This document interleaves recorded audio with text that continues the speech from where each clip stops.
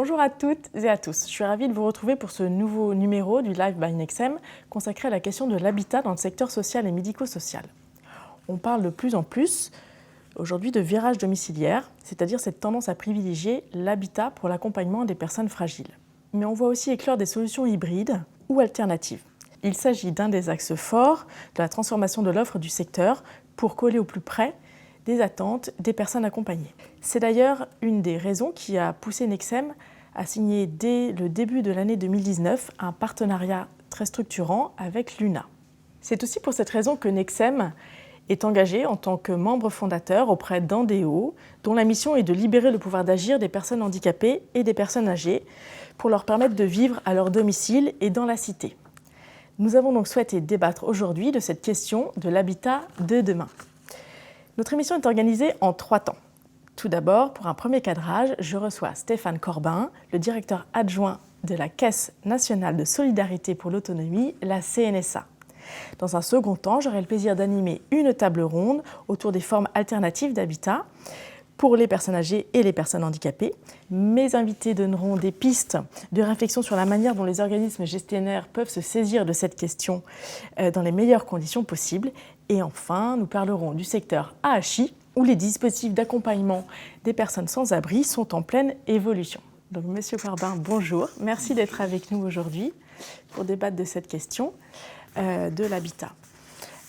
Vous pouvez peut-être tout d'abord nous présenter le contexte politique, et notamment européen, qui nous amène à parler de la question de l'habitat dans un secteur qui est plutôt traditionnellement organisé autour d'établissements. Oui, c'est vous venez de le dire, un contexte plus général qui vise sur les publics fragiles ou les publics ayant besoin d'un accompagnement à rechercher des solutions la plus inclusive possible, c'est-à-dire qui s'appuient sur les dispositifs, les moyens ordinaires. Et en cela, vous faisiez référence à l'Union européenne qui a redéfini sa stratégie en matière de garantie des droits pour les personnes en situation de handicap et qui réaffirme cette approche de nécessité de garantir les conditions d'autonomie des personnes et de garantir des services qui sont associés à cette recherche d'autonomie. Et lorsque nous réfléchissons dans une approche plus inclusive, la question du logement, de l'habitat, de là où on habite, à la CNSA on dit le chez-soi, est évidemment une question centrale. Mais l'habitat, le chez-soi, n'est pas forcément un domicile ordinaire. C'est un domicile, ça peut être un domicile qui nécessite plus d'accessibilité pour garantir que la personne puisse vivre convenablement dans un logement autonome. Mais cette démarche du chez-soi, elle peut aussi partir de l'établissement. C'est pour ça que je n'oppose pas établissement et habitat, mais il faut plutôt les réunir dans un même mouvement. Très bien. Et donc, du coup, ce virage domiciliaire, quelle forme il prend? Est-ce que vous avez le sentiment que sa réalité prend toute sa dimension aujourd'hui dans le secteur social et médico-social?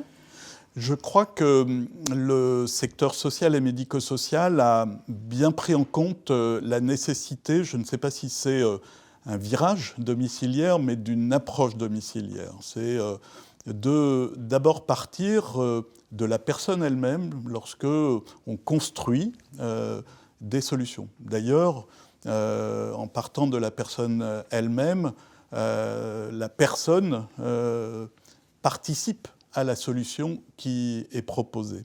Et on le voit dans les accompagnements en établissement. Encore aujourd'hui, nous sentons bien ce mouvement de meilleure prise en compte de la citoyenneté de la personne, du aller vers, de la nécessité de construire des accompagnements qui soient totalement dans l'environnement social, dans la cité.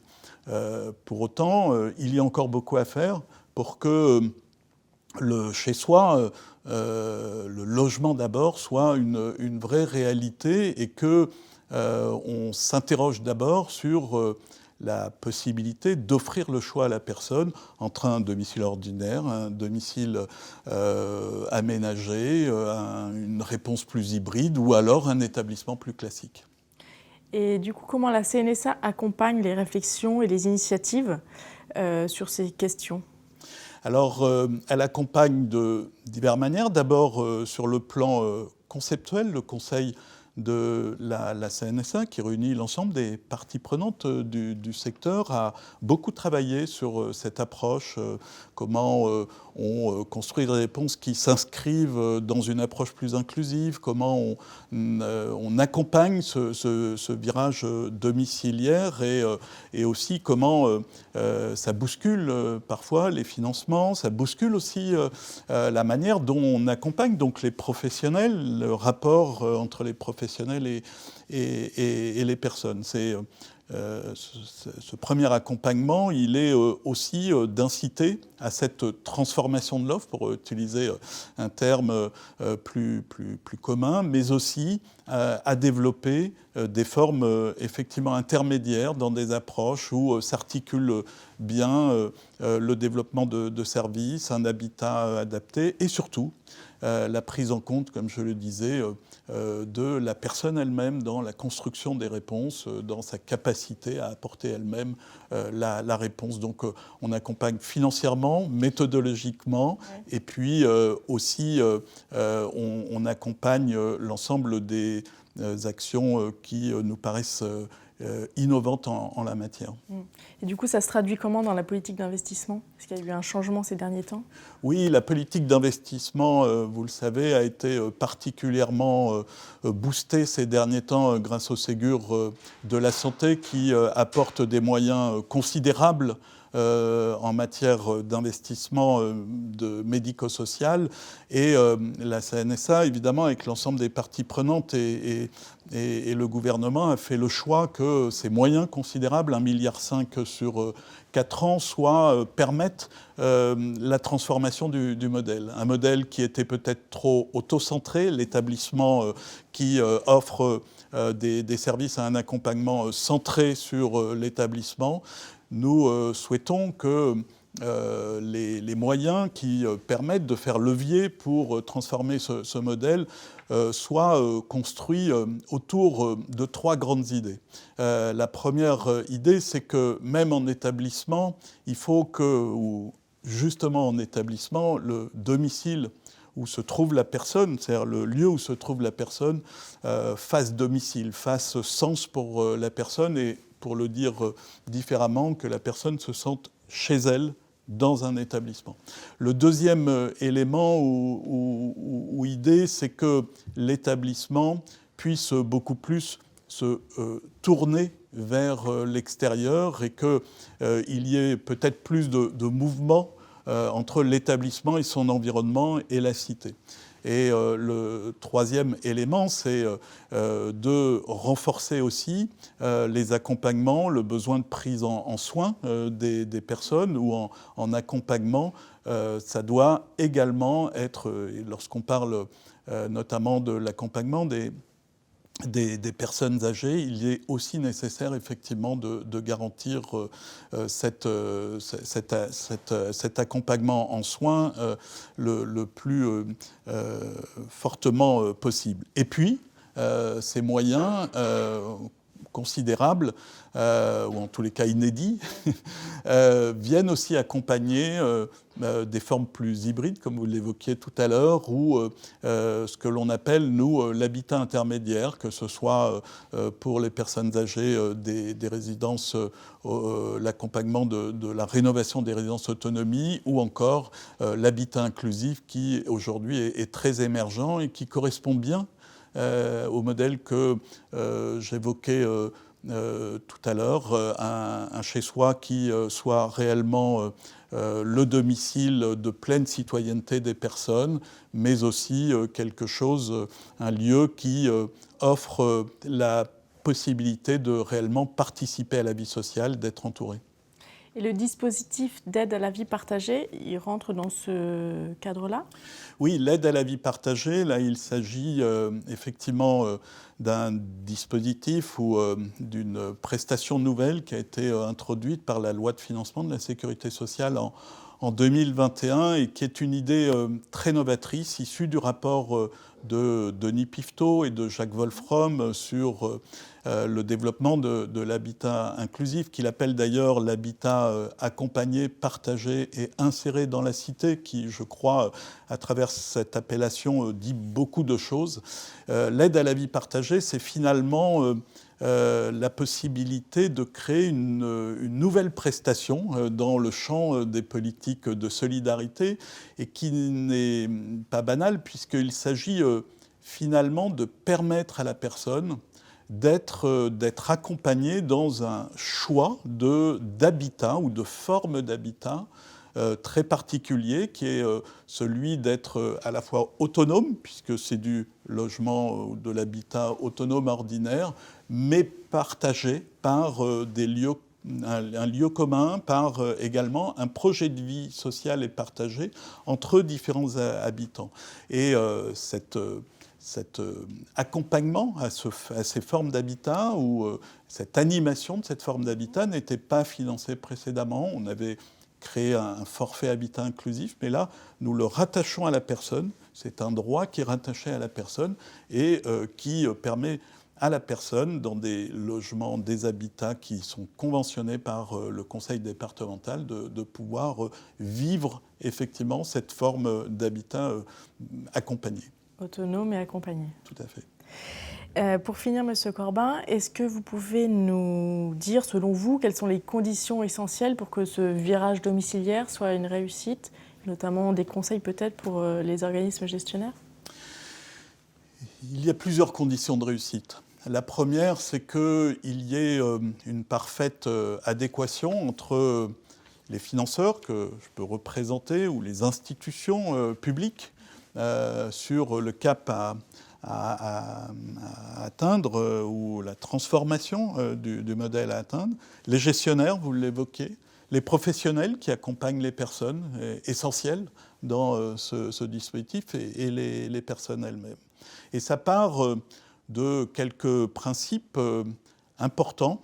Le premier, c'est que il y ait une réflexion sur la manière dont on accompagne les personnes. Et c'est certain qu'il faut de plus en plus développer des accompagnements qui soient fortement individualisés, c'est-à-dire qui répondent avant tout aux attentes de la personne et qu'on ne soit pas sur du prêt-à-porter ou la construction des réponses, même si elle est co-construite par les différents gestionnaires, n'est pas forcément celle qu'aurait souhaité la personne. Donc il faut fortement individualiser les réponses. La deuxième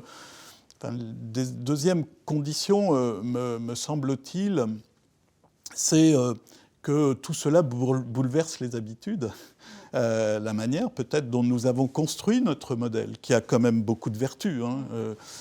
Et donc il ne s'agit pas de le mettre de côté, il s'agit de le faire évoluer. Et pour cela, il y a sûrement à fortement accompagner les professionnels, que ce ne soit pas quelque chose de subi, puisque ce sont les acteurs de ce changement. Et on ne le fera pas sans l'ensemble des professionnels qui accompagnent. Et puis, sûrement accompagner les organisations, parce que un modèle plutôt centré sur la personne, sur l'autodétermination, sur le pouvoir d'agir, sur le recours aussi au droit commun, à l'articulation entre la société, l'endroit où vivent les personnes et l'institution, ça bouleverse aussi les organisations. Donc il y a là aussi sûrement un mouvement, mais ces trois conditions sont en grande partie d'ailleurs engagées. Un décloisonnement des acteurs aussi peut-être. Voilà, un très fort décloisonnement des acteurs. Ça peut être quand je parle des organisations, on pense évidemment aux organisations des organismes gestionnaires, mais ça peut être aussi sur les modes d'autorisation. Donc plus ce décloisonnement-là concerne aussi la sphère publique et les autorités compétentes, puisque travailler dans des formes décloisonné, comme vous l'indiquiez, suppose aussi de l'agilité juridique. De ce point de vue-là, l'habitat inclusif, qui est un plein essor, un plein développement, j'ai envie de dire, on construit tous les jours la réponse de demain par justement à la fois un cadre qui est donné, mais aussi par les personnes elles-mêmes qui construisent leurs solutions. Et demain, que ce soit le gestionnaire ou sûrement les autorités publiques, doivent accompagner ce mouvement qui permettra la véritable inclusion de tous dans la société. Très bien. Est-ce que vous avez d'autres choses à rajouter peut-être ? Non, peut-être de dire que ces mouvements de transformation, d'abord, sont des temps longs, qu'il ne s'agit pas, je le disais tout à l'heure, mettre à la poubelle un modèle pour dire que le nouveau modèle est totalement différent. C'est un processus et qu'il me semble être un processus vertueux pour tout le monde parce que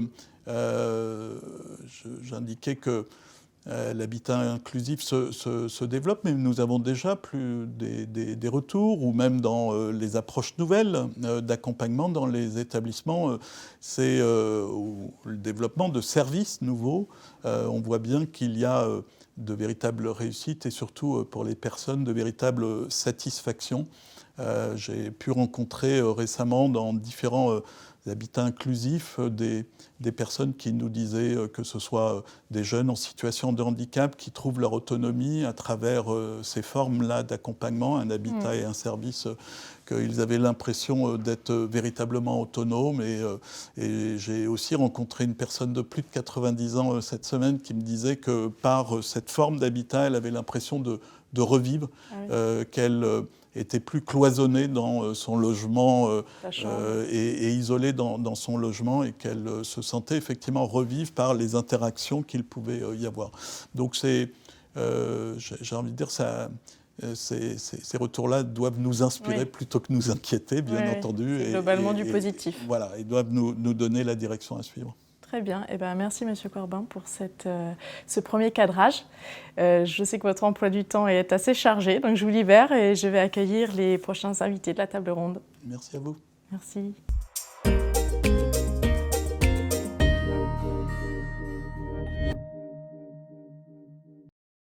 Alors, bonjour à tous les deux. Bonjour. Donc, Laure Delanoux, vous êtes avocate au cabinet Cornillet. Et François-Xavier Turbet-Deloff, vous êtes directeur adjoint des établissements des Petits Frères des Pauvres. L'idée ici, c'est de donner quelques pistes de réflexion à nos adhérents sur les différentes formes d'habitat alternatifs. Donc les habitats qui favorisent l'autonomie, l'inclusion et la citoyenneté des personnes âgées et des personnes handicapées. L'idée, c'est aussi de présenter les conditions de réussite de cette transition pour nos adhérents, donc tant pour les personnes accompagnées que pour les organismes gestionnaires et aussi les professionnels. Alors ma première question, Laure, elle est pour vous. Comment les associations peuvent transformer leur patrimoine en vue du virage domiciliaire de la manière la plus optimisée possible ? C'est principalement une transformation de l'offre de services qui peut avoir un impact sur le patrimoine immobilier des associations dont elles sont propriétaires. Et la principale question qui va se poser, c'est comment ce patrimoine il peut être utilisé au bénéfice de ces nouveaux services, que ce soit des résidences de services ou de l'habitat inclusif. Et finalement, ça revient à mettre ce patrimoine en location, à offrir des solutions de location. D'un point de vue juridique, ce qu'il faut tout d'abord être vigilant, c'est que ce soit une activité qui soit autorisée par l'objet de l'association tel qu'il est défini dans les statuts. Un autre point également à regarder, c'est par rapport dans la relation avec les résidents. Dans la majorité des cas, on sera sur du droit commun, c'est-à-dire du bail d'habitation, que l'habitat, qui soit loué, soit en location ou en colocation, ça n'aura pas d'impact. On est dans la plupart des cas sur le bail d'habitation. En ce qui concerne l'aspect fiscal de l'exploitation de ce patrimoine immobilier, là, la situation elle est un petit peu plus complexe et il faut regarder au cas par cas en fonction du projet de l'association. Si on est sur un projet locatif qui s'inscrit dans le projet social de l'association, il y aura de fortes chances que ça reste une activité non lucrative, au même titre que les autres activités de l'association. Si par contre l'association souhaite valoriser son patrimoine immobilier, et notamment pour en tirer des revenus complémentaires, dans ce cas-là, il faudra être attentif parce qu'on pourrait être sur des activités lucratives, donc potentiellement soumises à une fiscalité particulière. C'est ce qu'on appelle les immeubles de rapport, que seules les associations qui sont reconnues d'utilité publique et celles d'intérêt général peuvent exploiter et administrer pour en tirer des revenus. François-Xavier, ma question suivante, c'est pouvez-vous nous présenter le collectif Habiter Autrement, qui a donc été créé par les Petits Frères des Pauvres? Quelles sont ses missions? Pouvez-vous nous dire quelques mots à ce sujet? Alors, le collectif Habiter Autrement, oui, ça commence à dater puisque ça date de 2012. On était un certain nombre d'associations au moment de la loi de l'adaptation de la société au vieillissement à se réunir sur le sujet justement de comment faire avancer la réglementation pour favoriser de l'habitat alternatif à destination de personnes âgées, puisque effectivement la problématique, notre public que nous avions en commun, c'était plus celui des personnes âgées. Donc 2012, on a commencé cette réflexion pour pouvoir faire une proposition de loi qui d'ailleurs n'a pas été retenue et qui allait un peu dans le sens de ce qu'on appelle maintenant l'habitat inclusif. Et suite à ça, on s'est dit que finalement c'était intéressant d'avoir un espace qui n'existait pas du tout pour se rencontrer entre acteurs, entre un certain nombre d'acteurs de tous bords. C'est un peu une auberge espagnole maintenant qui est ouverte à tout acteur qui promeut l'habitat alternatif. Et c'est vrai que vous avez utilisé ce mot d'habitat alternatif et je trouve que c'est effectivement le bon mot parce que maintenant on réduit beaucoup, toutes les possibilités d'évolution sur l'habitat inclusif alors que même si c'est un cadre très large, est quand même un cadre et qu'il faut être le plus large possible. Donc on a dans ce groupe aussi bien des porteurs de projets, des petits porteurs de projets qui cherchent à se renseigner, qui cherchent à rencontrer aussi des personnes, des partenaires. On peut avoir des chercheurs, on peut avoir des caisses de retraite, tout le monde qui a une volonté à but non lucratif de développer de l'habitat alternatif. On est à peu près maintenant une cinquantaine de membres et notre objectif, c'est bien sûr de pouvoir créer du débat, de faire des rencontres, de communiquer de l'information, de faire un certain nombre de documents aussi qui ont pu aider les porteurs de projets et aussi de faire du lobbying, c'est-à-dire que vraiment de faire porter la parole notamment des petits porteurs de projets auprès des pouvoirs publics et on a pu accompagner ainsi tout ce mouvement de l'habitat inclusif en lien avec la DGCS et la CNSA et la DHUP. Mon autre question, c'est pour vous, Laure, quels sont les dispositifs de soutien financier existants à date? Alors, dans les dispositifs de soutien financier, ça va dépendre du projet. Comme ça a été dit, il y a plusieurs projets qui existent dans les résidences de services, habitat inclusif, foyer, logement. Il y a une offre financière qui est assez large et variée. Alors, ça a l'avantage de pouvoir s'adapter aux situations des personnes, au cas par cas, en fonction des handicaps, du niveau de ressources. Mais c'est vrai que ce n'est pas très lisible. Et c'est quand même un point qui est important à la fois pour les résidents et leurs familles dans le choix de l'offre de services. Et puis également, c'est aussi important pour les porteurs de projets parce qu'ils ont un modèle économique aussi à construire derrière ces notions d'habitat inclusif et d'habitat alternatif. Il y a plein de types de soutiens financiers qui peuvent exister, comme les APL, les ALS. Et pour l'habitat inclusif, récemment, il y a une aide à la vie partagée qui a été mise en place. Donc là, c'est un financement pour permettre justement aux résidents de l'habitat inclusif de pouvoir financer le projet de vie sociale partagée, qui est l'élément clé et fondamental de l'habitat inclusif. Est-ce que, François-Xavier, vous pourriez nous refaire un petit panorama des différentes formules d'habitat qui existent ? Ce que je dirais, c'est que depuis un certain nombre d'années, on était quand même sur quelque chose qui était assez duel en termes de développement, avec d'un côté un gros développement de toutes les aides du maintien à domicile. Effectivement, il y a eu une grosse volonté politique de faciliter le maintien à domicile, puisque c'est ce que désire la grande majorité des personnes. Et puis de l'autre côté, un développement de tout ce qui est des structures médico-sociales relativement importantes, des grosses structures, on pourrait dire, qui se sont surtout médicalisées et orientées vers l'accueil de personnes très dépendantes. Avec au milieu une offre assez importante en nombre, le résidence autonomie, ce qu'on appelait le foyer logement auparavant pour personnes âgées, qui a du mal, effectivement, qui a eu du mal à se situer un petit peu entre les deux et à trouver sa place avec un peu une déshérence un petit peu du dispositif. Donc voilà, j'allais dire, c'était quand même actuellement les trois offres. Je ne parle pas des résidences-services qui sont plutôt dans le secteur plus lucratif souvent, et qui est une offre effectivement parallèle qui s'est beaucoup développée, mais pour peut-être un public ayant plus de ressources.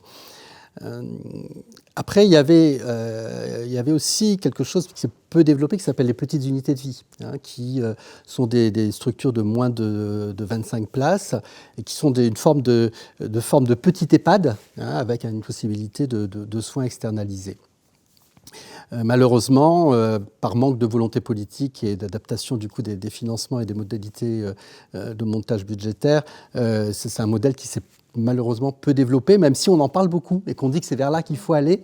On dit que c'est vers là qu'il faut aller, mais pour autant, on s'en donne pas toujours les moyens. Et puis après, on a ce qu'on appelle l'hébergement temporaire aussi, qui est aussi dans le cadre du médico-social, donc qui dépend de la loi de 2002. Donc l'hébergement temporaire, qui est souvent rattaché à des EHPAD, mais parfois qui peuvent avoir, comme nous le développons, des lieux de vie spécifiques pour cette offre qui est en fait un outil du maintien à domicile. Laure, votre cabinet a accompagné les associations dans la mise en œuvre de solutions d'habitat alternatif. Comment ça s'est passé? Comment on sécurise au maximum les opérations? Quelles sont les recommandations que vous voulez donner aux organismes gestionnaires de manière générale?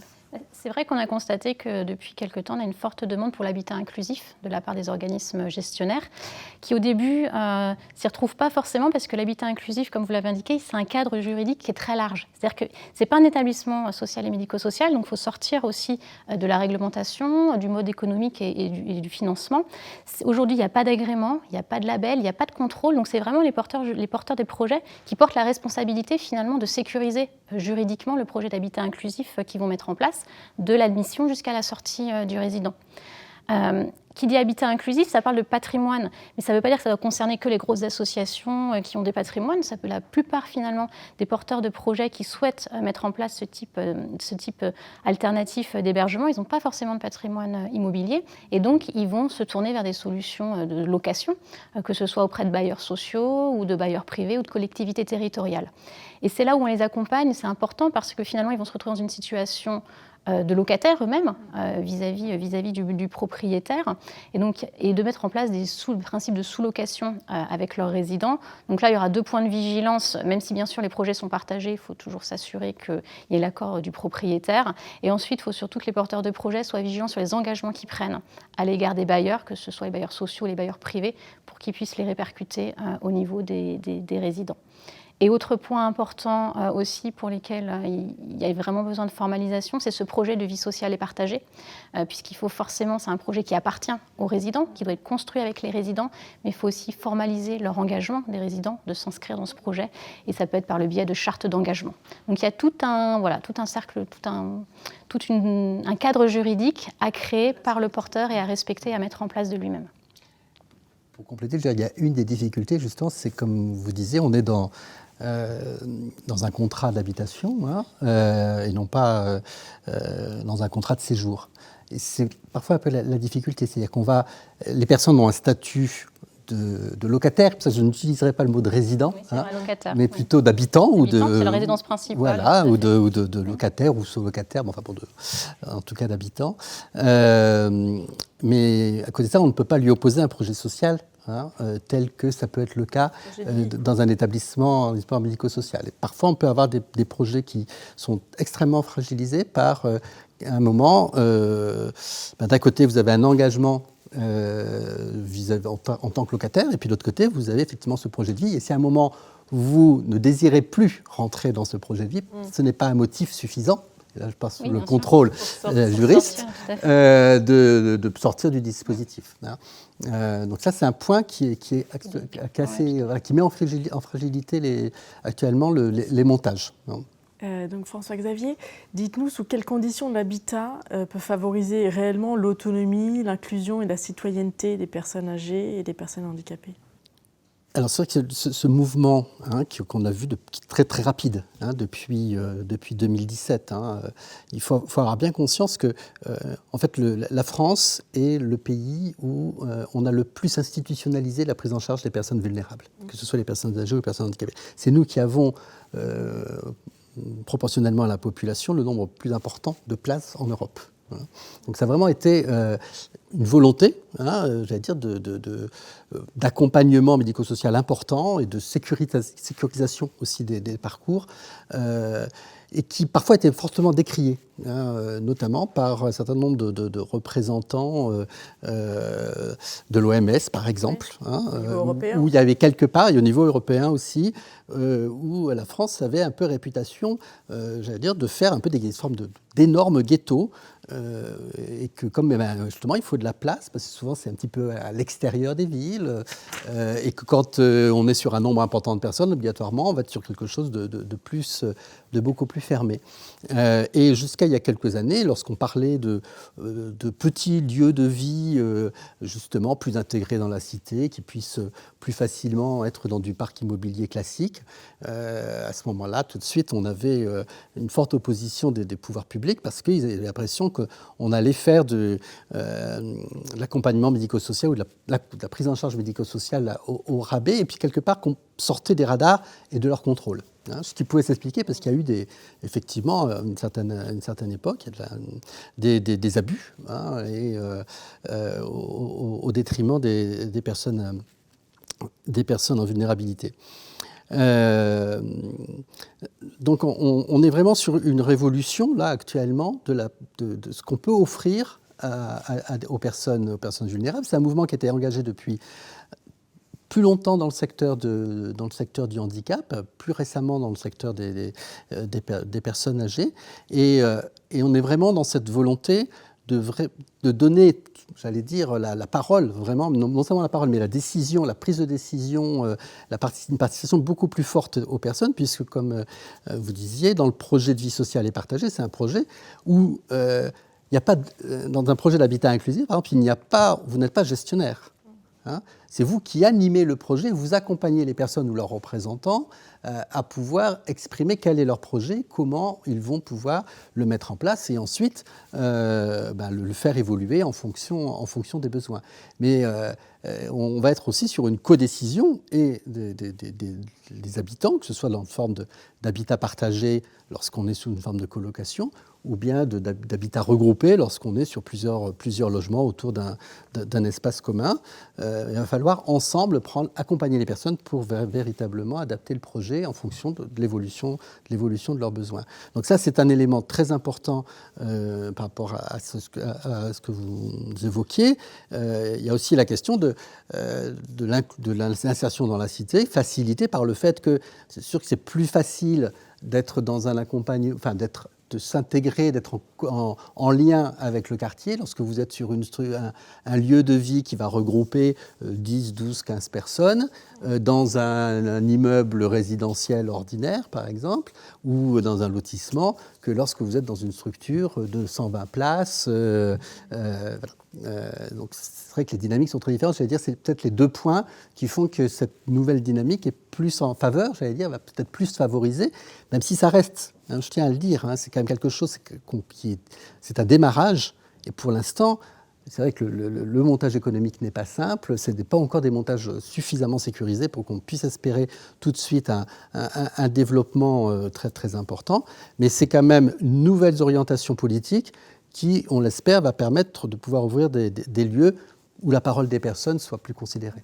Et peut-être plus en lien aussi, vous disiez tout à l'heure, avec la ville, avec le quartier. Et c'est vrai que peut-être la limite aujourd'hui dans cet habitat partagé, c'est que les espaces communs, finalement, ils sont communs aux personnes qui participent au projet de l'habitat partagé, mais pas aux personnes extérieures, par exemple du quartier ou autre. Et ça, c'est peut-être aussi une évolution à envisager, parce que finalement, ça peut créer aussi une limite d'interaction.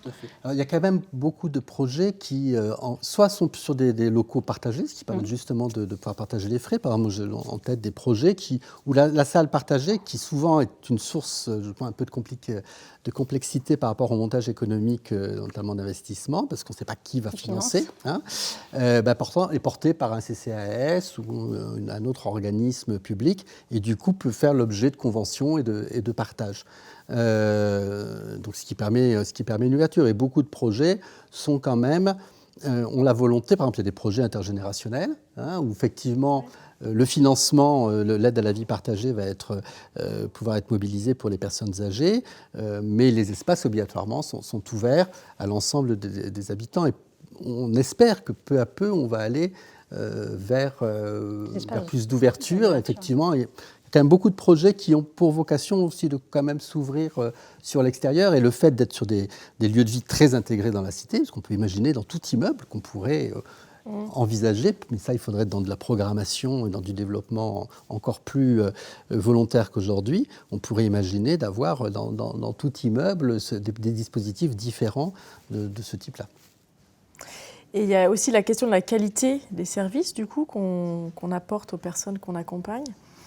Est-ce que vous voulez nous dire quelques mots sur ce thème-là? Comment on garantit cette qualité Alors, d'un point de vue juridique, parce que c'est l'offre de service en premier qui doit garantir la qualité du service, mais c'est après comment on rend visible vis-à-vis des tiers et comment on peut justement communiquer sur la qualité du service qui est rendu.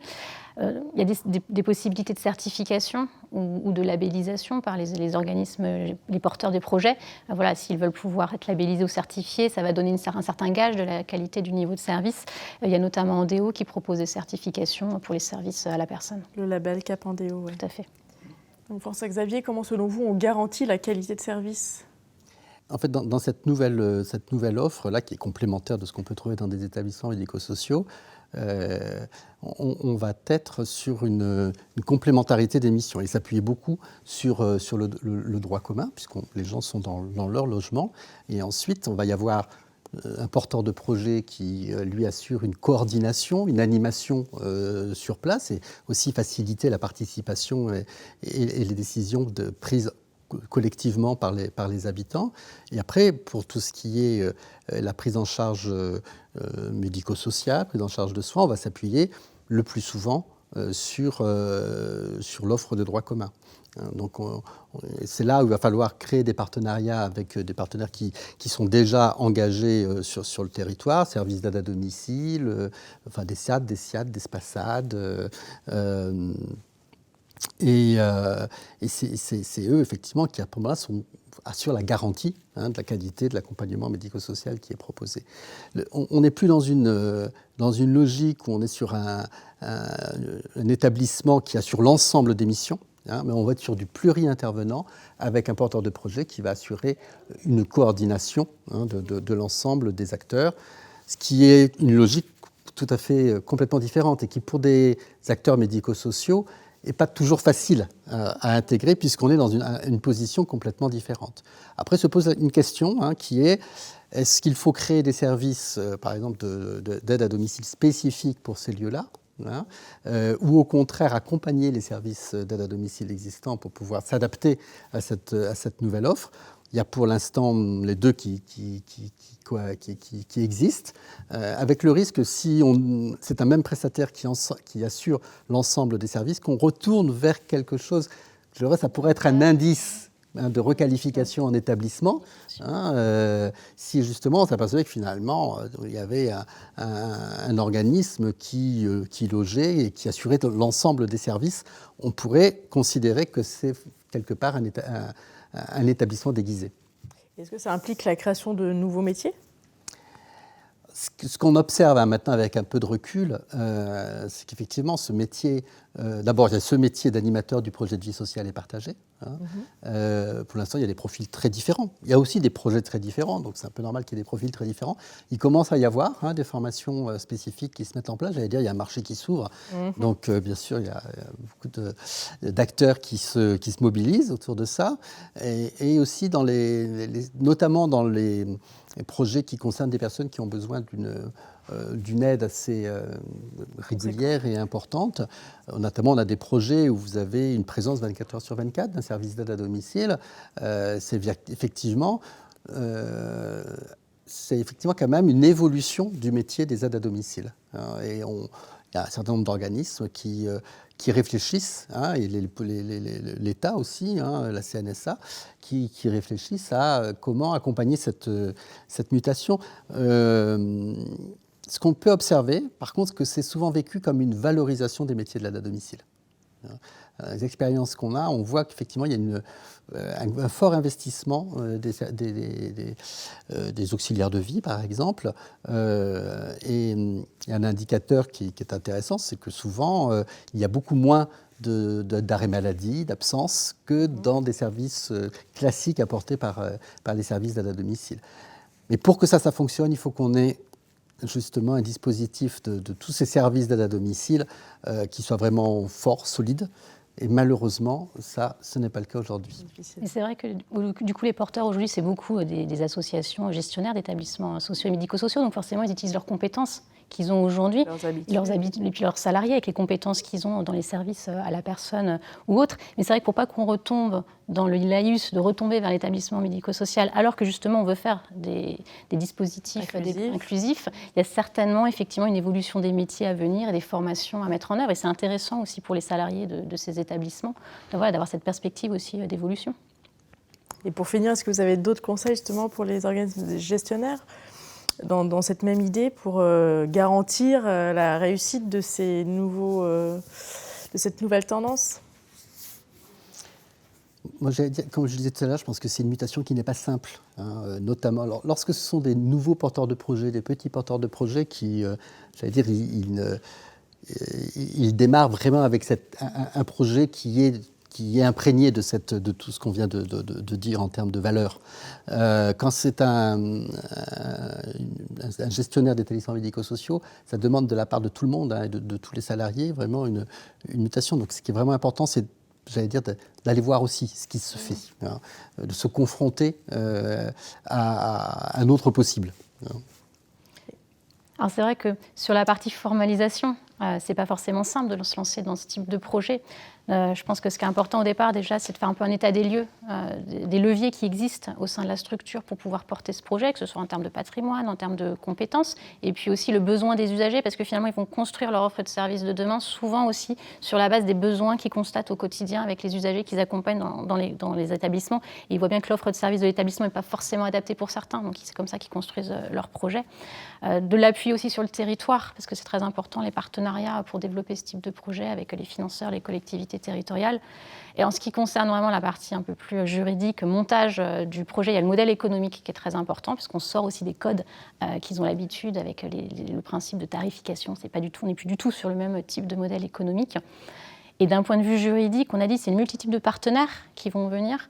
Donc c'est important aussi d'identifier, un peu une cartographie de tous les intervenants, de tous les liens, des engagements des uns et des autres, et de formaliser ensuite ce projet-là dans le cadre de conventions ou autres pour sécuriser les associations, parce que ça doit être des beaux projets qui doivent permettre un développement des activités. Et pour que ce soit ça, il faut que ce soit assis sur un beau projet associatif, sur un modèle économique viable et sécurisé juridiquement. Et ils peuvent s'appuyer donc sur le collectif Habiter autrement. Est-ce qu'il y a un contact, oui, une porte d'entrée ? Sur le collectif, effectivement, ils peuvent aller sur le site des petits frères et puis il y a possibilité d'envoyer un message. À ce moment-là, ça m'arrive sans problème. On a sur le site aussi un certain nombre d'outils. On a créé en 2016, donc juste avant la loi Habitat inclusif, mais un guide pratique et une étude sur justement tout l'habitat alternatif existant. Et puis, il y a à peu près 15 jours, a été créée l'association API, qui est un partenariat entre la Caisse des dépôts et consignations, la Fondation des Petits Frères des Pauvres et le réseau APA, et qui a pour volonté de créer une plateforme nationale qui se déclinera au niveau régional ensuite. En tout cas, déjà une plateforme de soutien et d'accompagnement aux porteurs de projets et aussi aux collectivités qui s'engagent là-dedans. Très bien. Je vous remercie pour ces échanges fort intéressants. Je vous libère pour accueillir les invités du débat. Merci, à bientôt. Merci.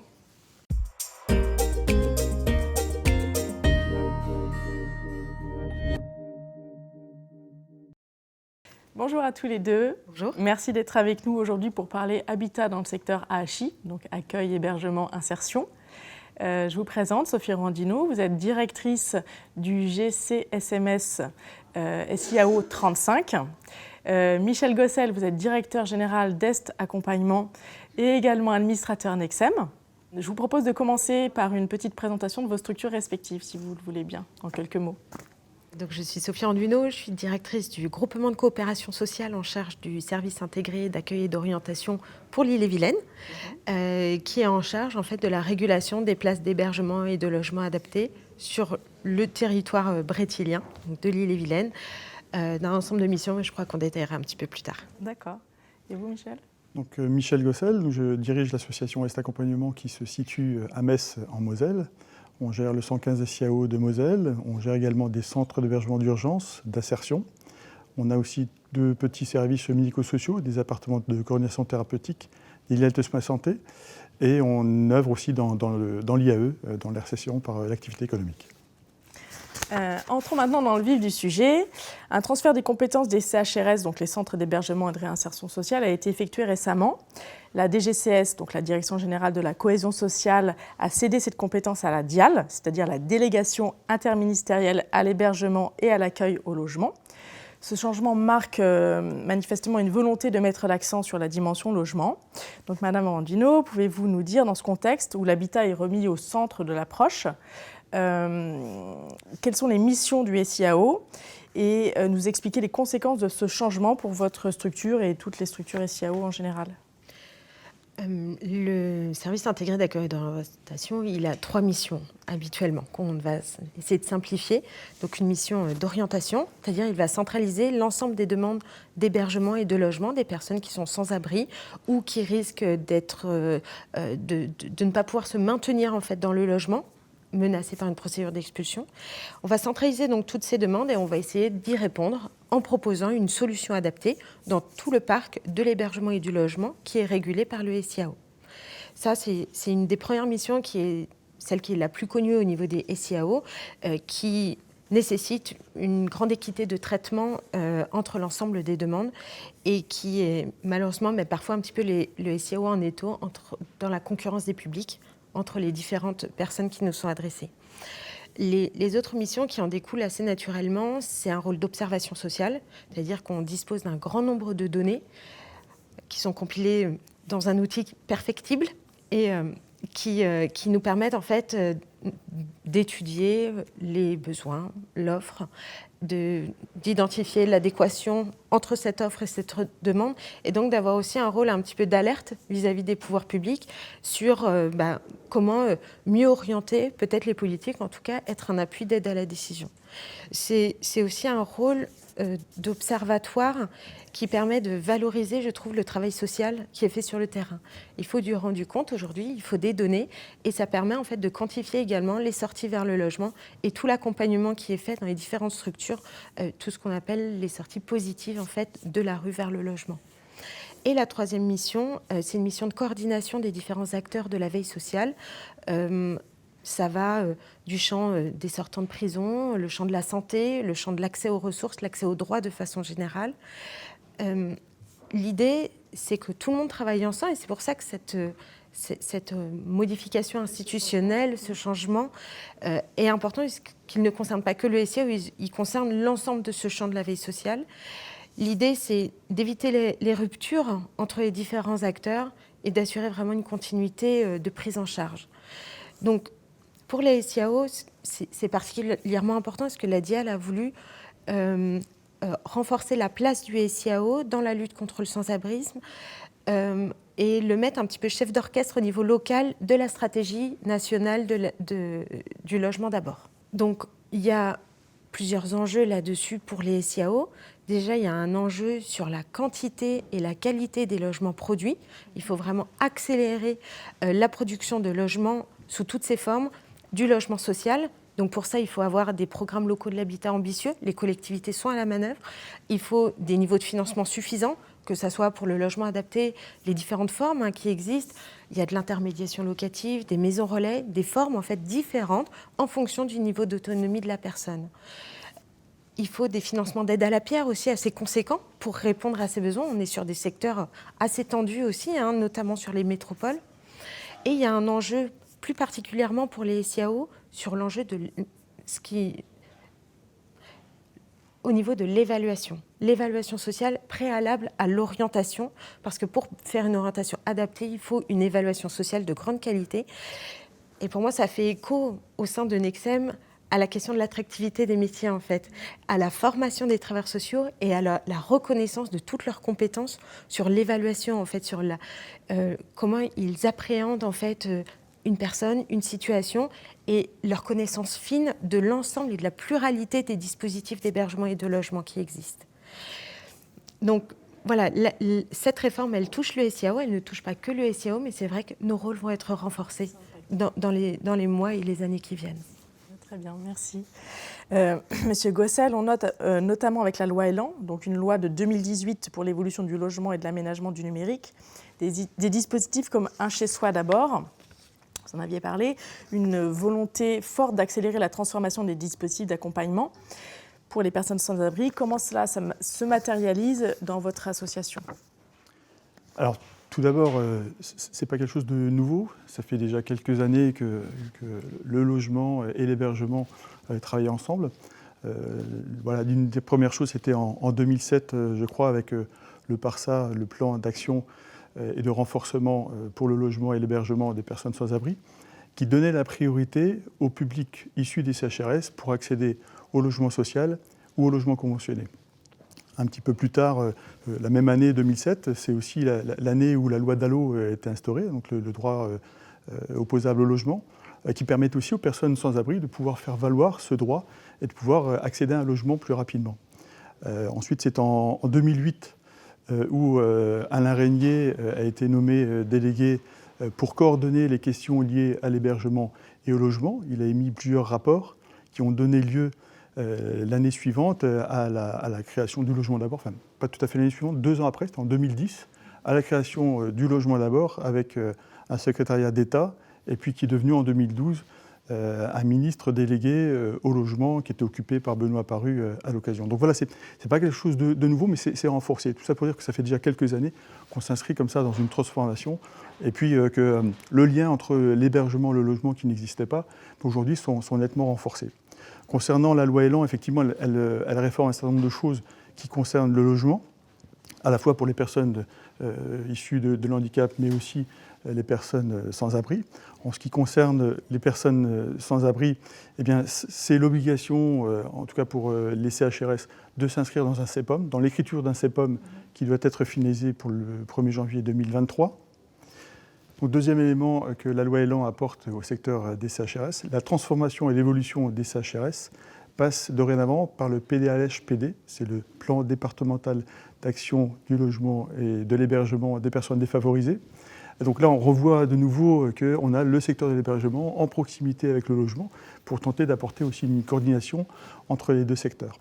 Et puis, troisième élément aussi que propose la loi Elan, c'est la possibilité d'avoir des SIAO qui étaient expliqués précédemment, qui soient interdépartementaux. C'est-à-dire que sur un petit département rural, eh bien, plusieurs départements peuvent se mettre ensemble pour avoir davantage de moyens et être davantage opérationnels sur plusieurs départements. En ce qui concerne l'association Est Accompagnement, tous ces changements-là ont apporté une mise à jour de nos outils. Donc on a développé de l'intermédiation locative. Donc ça se fait essentiellement dans du logement. Donc on accompagne des personnes vers le logement, ce qui permet de travailler leur capacité à être en logement, leur autonomisation dans le logement. On a également développé un service qui s'appelle AVDL, c'est Accueil vers et dans le logement.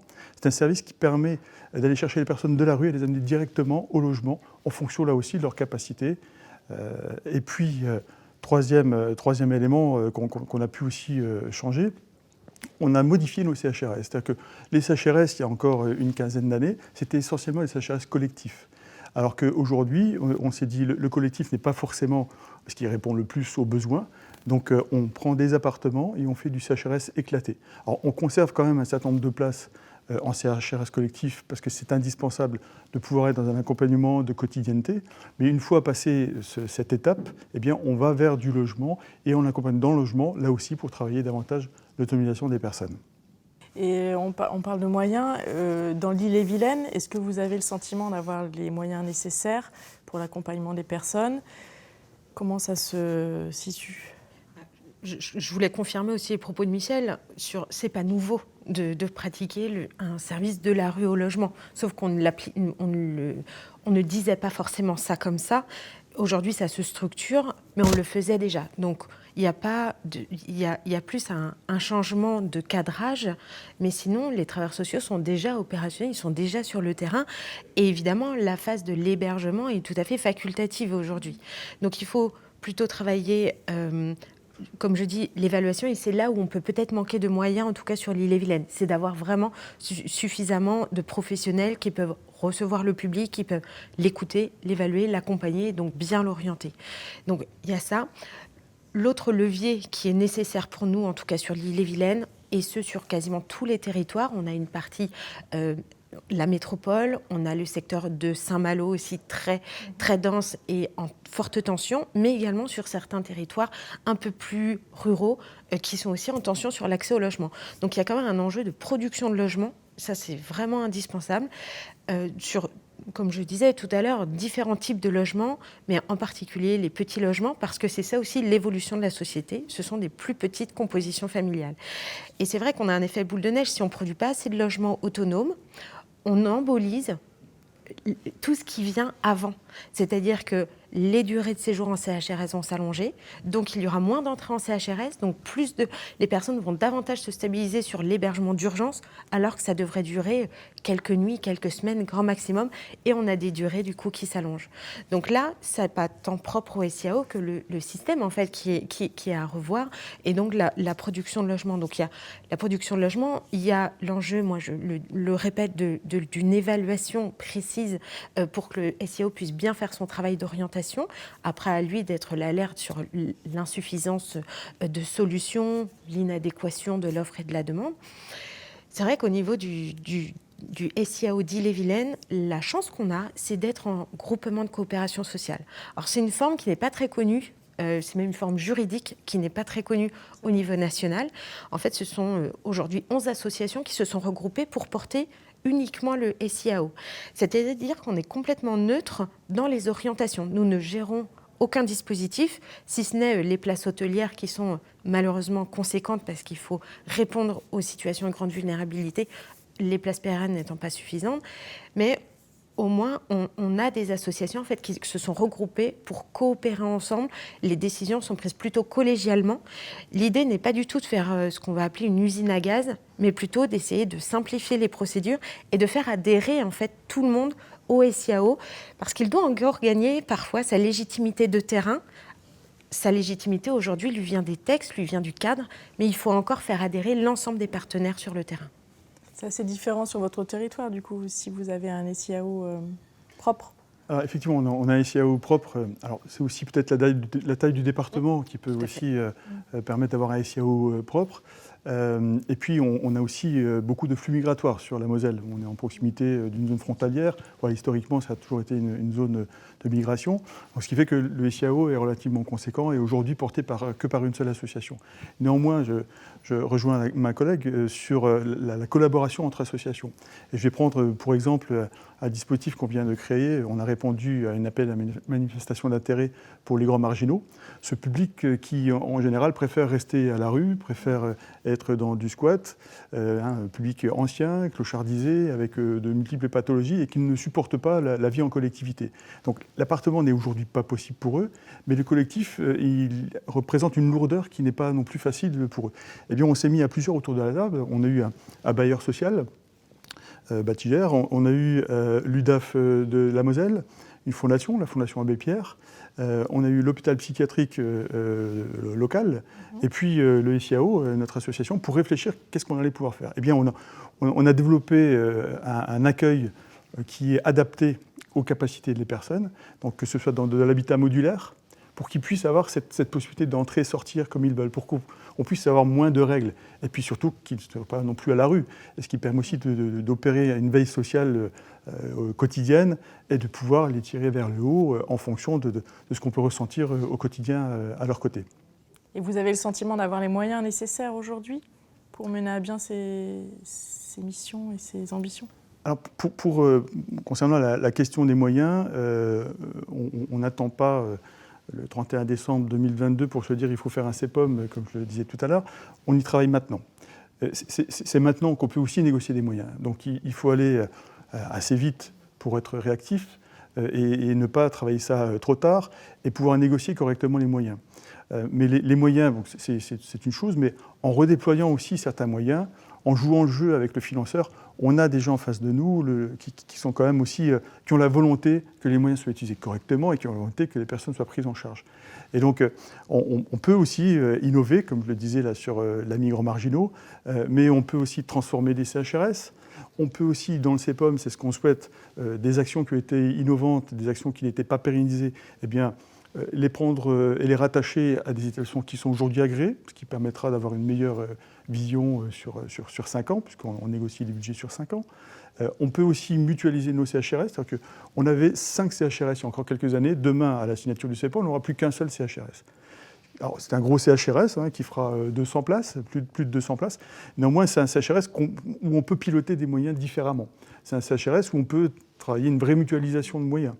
Même si on est sur 2 territoires différents de la Moselle, mais pour autant un seul CHRS avec une seule direction, avec plusieurs chefs de service en proximité des équipes de terrain, et puis des équipes de terrain qui peuvent aussi passer d'un établissement à l'autre. Donc la question des moyens, forcément, plus on en aurait et mieux ce serait, mais pour autant, il y a des moyens qui sont disponibles, il y a des négociations à mener aujourd'hui, et on essaie de les mener pour avoir une prise en charge qui soit de meilleure qualité.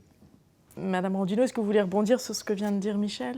Oui, confirmer effectivement que ces appels à manifestation d'intérêt sont aujourd'hui la nouvelle voie de développement des dispositifs aujourd'hui pour être un peu innovants. Donc l'appel à manifestation d'intérêt sur les grands marginaux, il est effectivement également développé sur Rennes. Il y a d'autres idées qui sont en train de se développer. Rennes Métropole a été retenue dans le cadre du logement d'abord.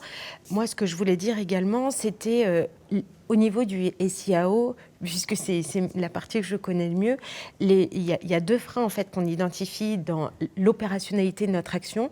C'est certains freins associatifs, c'est-à-dire les gestionnaires de place ne sont pas toujours convaincus de l'intérêt du SIAO, comme je le disais tout à l'heure sur notre légitimité, que ça va peut-être complexifier les procédures, que ça va peut-être remettre en cause leur souveraineté d'adhésion.